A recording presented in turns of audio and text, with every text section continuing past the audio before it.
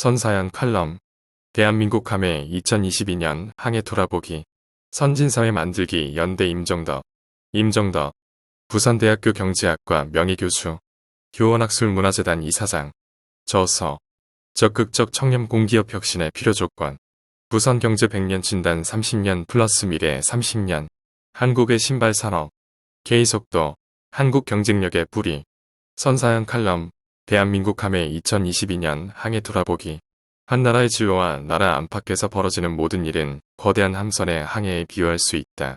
선체의 크기와 추진기관의 성능 및 항해 요원의 능력과 자질에 따른 운항의 속도와 효율성은 배마다 다르지만 개별 함선들은 선단을 이루거나 때로는 독자적으로 항해한다. 어떤 배도 상대적으로 더 빠르게 또 안전하게 운행하고 싶어 하지만 결코 쉽지는 않고 함께 운항하는 선단 내에서라도 뒤처지지 않으려고 노력하며 가능하다면 앞서가는 선단으로 이동하려고 몸부림친다.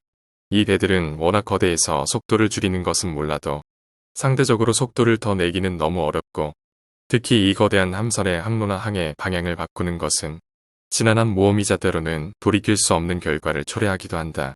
가끔은 앞으로 가지도 못하고 뒤로 밀려나면서 온갖 사고와 부작용을 감수해야 하는 경우도 있다. 바다를 자주 휩쓰는 폭풍우나 태풍 등도 각 배들이 독자적으로나 상호협조해서 견디어 나가야 한다. 항해의 최종 책임자는 함장이다. 국가도 마찬가지이지만 일반 함정과 달리 함장뿐만 아니라 항해의 방향과 방법을 결정하는 책임과 권한을 갖는 항해사들도 함선 탑승자들이 선거로 뽑아 일정 기간 맡기는 제도를 택하고 있다. 함장이나 항해사가 승객의 눈치를 살피지 않을 수 없는 구조다. 나아가 선거 결과 함장과 노선, 즉 이념과 망원경, 다시 말해 인생관이 다른 항해사들이 많이 나오면 불협화나 갈등이 불가피하게 생긴다. 때로는 선상반란이나 반기, 선동, 명령 불복종 사태도 일어나고 각종 사고도 발생하지만 어쨌든 최종 책임자는 함장일 수밖에 없다. 함장은 승객들의 동의나 선택에 의하지 않고는 반항하는 항해사를 결코 갈아치울 수도 없으며 다른 함선으로 이동하도록 하선을 명령할 방법도 없어 계속 같이 가야만 한다. 이 항해에서 제일 중요하고 속도보다 더 엄중한 것이 방향이다. 이 거대한 함정이 상당 기간에 걸쳐 잘못된 쪽으로 항해했다면 방향을 틀어 바로 돌리기가 결코 쉽지 않고 그에 따른 부담과 비용이 엄청나다. 다른 경쟁 함정들은 종래의 방향과 좌표를 향해 꾸준히 전진하고 있는데 이 배는 우선 달라진 방향부터 바로잡기 위해 거대한 선체를 돌리는 데 더 힘을 써야 하므로 속도나 효율성에 지장을 받고 나아가 그동안에 틀어진 항로에 익숙해진 승무원들과 승객들의 저항과 불평까지 감수해야 한다. 만약 앞서 근무했던 함장과 항해사들이 의도를 가지고 엔진 성능을 저하시키는 감속장치를 달기도 하고 한쪽 방향만 보이는 망원경으로 해적선과 다름없거나 불법으로 개조한 인접 함선들과 거래하거나 협력하는 관계를 맺었다며 성능과 방향을 정상적으로 돌리고 함선의 안전 항행을 회복하는 것 또한 쉽지 않은 과업이다. 2022년 대한민국 함해 항행을 돌아보고 평가하는 데에는 위에서 제시한 모형이 적절할 것이다. 우선 지난 3월의 함장 선거 결과가 이 배의 앞날에 얼마나 결정적인 계기를 만들었는지 알 수 있다. 만약 당시의 경쟁 후보가 당선됐더라면 현재까지 그의 행적과 그를 중심으로 한 집단의 사고와 행동 그리고 새 함장 선임 이후 이 함선 내에서 지금까지 전개된 상황 등으로 미루어 보건대 이 함선의 항로, 위상, 상대적 속도와 같은 선단 내에서의 위치는 쉽게 짐작할 수 있다.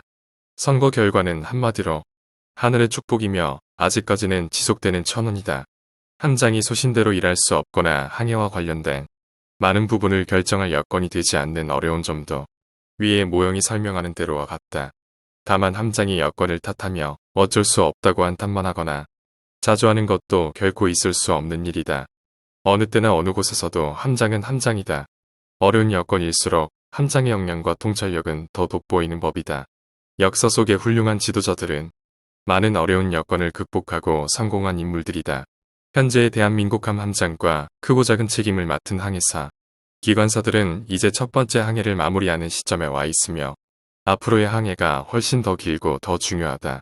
지금까지의 항해 경험에서 교훈을 얻고 목표를 향해 매진해야 한다. 덧붙여 강조하자면 국가의 모든 의사결정 단계에서 나라와 민족을 도외시하는 공직자나 공인은 아마도 없을 것이다.